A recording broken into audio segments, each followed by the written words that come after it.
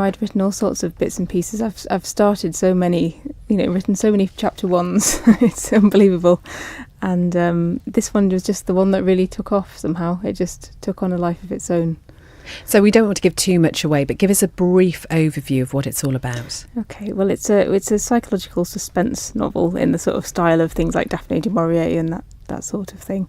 It's set in 2 time scales. It's set partly in the Second World War and partly in the modern day. And it's about a little girl called Virginia who is adopted by this slightly unhappy, mismatched couple and goes to live with them on the edge of this marsh in their desolate old house. And she's aware of all these secrets and sort of unhappiness in her new family, but she only half understands. And then things sort of come to a head one day when a German fighter plane crashes onto the marsh, and things start taking a turn for the worse. Well, having that action spinning backwards and forwards between 1939 and 2015, I mean, that's a really unusual literary device. Where did that idea come from?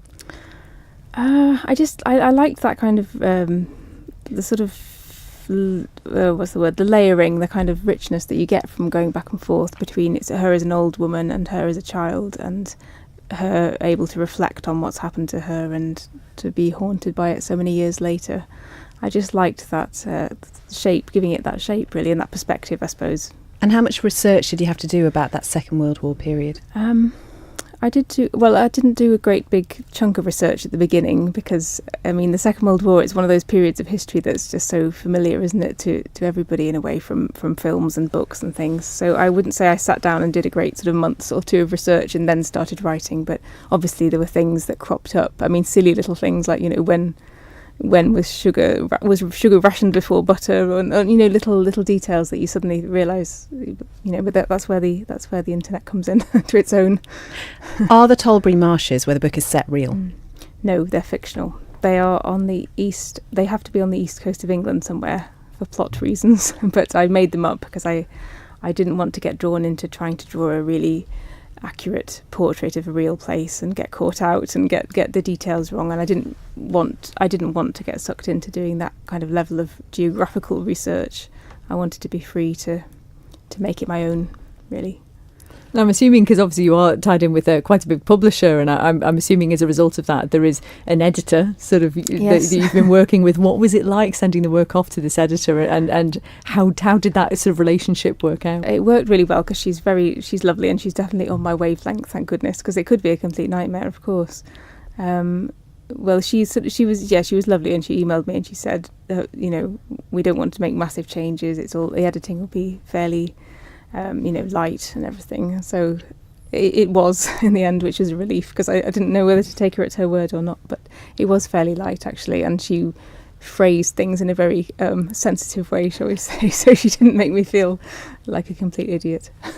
And had you sent it off to a number of different publishers, and if so, sort of what was that moment like when you got the letter through saying that they were interested? Well, I'm lucky enough to have an agent, which is a massive help in terms of submitting. In fact, finding an agent was more stressful really than finding a publisher, because my agent Joanna did all the submitting to publishers for me as part of her job. So she submitted it to probably a dozen or perhaps more, and then a few rejections came in and everything, and I think it was probably about this, 6th or 7th was a yes. So that was fantastic. I'm always fascinated, Elizabeth, by the fact that in the front of most fiction books there'd be something saying that that any likeness to anybody that you might know is a complete coincidence. Is that really true? I think it is.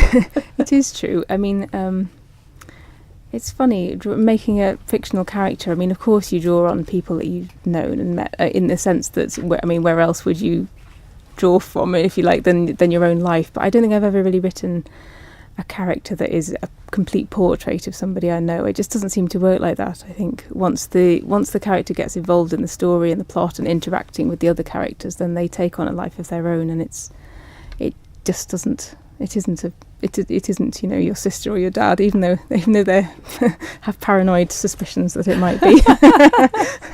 And is it a standalone, or do the characters have more to go? Okay, what's next then after this? Next is a book that's quite similar in style and character, but it's not not a sequel. I would be a bit reluctant, I think, to start a great series, because I'd be worried that I'd just get to volume 3 and think, oh gosh, not this again. So it was quite a definite decision to write a standalone book, and for the next one to be as well.